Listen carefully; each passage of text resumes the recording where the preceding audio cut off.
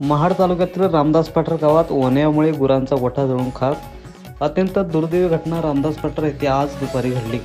लागलेल्या वणवेच्या आगीत भरत आमकर यांचा वाडा जळून खाक झाला. यामुळे लाखो रुपयांचे नुकसान झाले आहे. ग्रामस्थांनी वाडा विझवण्याचे अनेक प्रयत्न केले, मात्र केलेले सर्व प्रयत्न अयशस्वी झाले आहेत.